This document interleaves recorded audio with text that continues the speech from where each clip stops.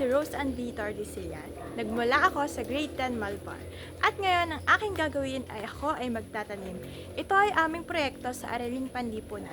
Kaya, hali kayo, samahan niyo ako. Ang una nating gagawin ay maghahanap tayo kung saan natin ito itatanim. At ito ang aking napiling pagtataniman. Sa isang lalagyan ng stick ko. Meron na yung butas sa ilalim para doon dadaloy ang tubig kung didiligan ko man ito. At meron na din tayo dyang lupa. Halika, simulan na natin ang pagkuha ng lupa at ilalagay ito sa ating lalagyan.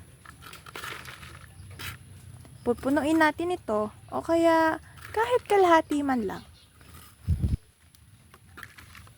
Sa aking palagay, tama na ang lupang iyan. At ang sunod ay ang pagpili ng buto na ating itatanim. At ang aking napiling buto ay buto ng mangga. Halika na, itanim na natin ito.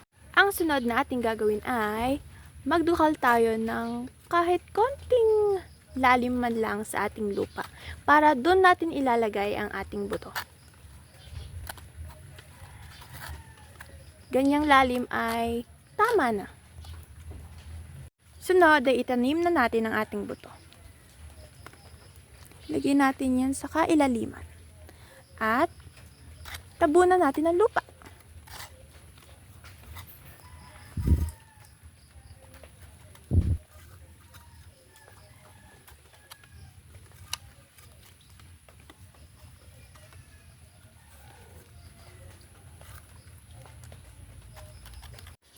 Ang sunod na ating gagawin ay didiligan natin ang ating bagong punlang buto ng mangga.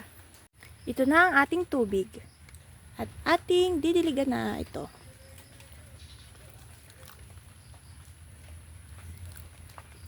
Tama na siguro yan. At tada! At dyan nagtatapos ang aking pagtatanim. Maraming salamat sa panonood. Sana mabuhay ang aking tananim at magkabunga ito. Yun lamang. Paalam!